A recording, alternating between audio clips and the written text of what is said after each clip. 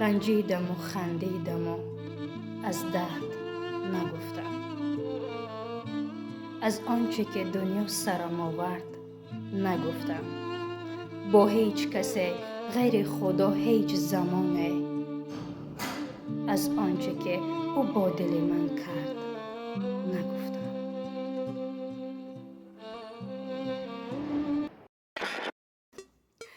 سلام به همه شما دوستان عزیز و بانوانی که در خانه نشستن میخوام پول کار کنم و آن دانش دخترانه که میخواهم بعد از درس مبلغ به دست بیارن. غیر از این آن نفرانه که میخواهند همین تجهیزات هایی که از چیزهای لازمه خود را از شرکت فابرلیک به دست بیارن و با نرخ ارزان. پس غیر از این ماهی یک مرتبه و 2 مرتبه هم مکافات پولی و هم همین تحفه ها را از شرکت فابرلیک به دست بیارد. پس رقم ها و نمرهای واتساپ را من در زیر اکران های شما میگذارم. پس درآیید، رجیستراسیون کنید، نویسید و با همین نفر که به شما کمک میکند پس در خانه نشسته پول کار کنید. راست گویم از همه رنجیدم، از غریب و آشنا ترسیدم. با خیال سردی آغوش ها من به آغوش خودم چسبیدم.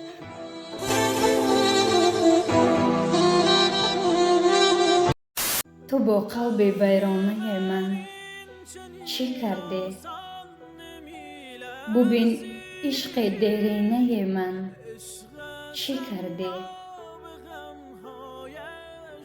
در ابریشمی عادت آسوده بودم، تو با بال پروانه من چی کردی؟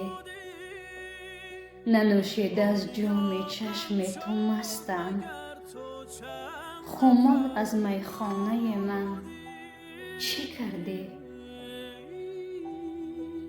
مگر لایق تکیه دادن نبودم، تو با حسرت شانه من چی کردی؟ مرا خسته کردی و خود خسته رفتی. سفر کردی با خانه من چی کردی؟ جهان من از گریت خیس باران، تو با سقف کاشانه من چی کردی؟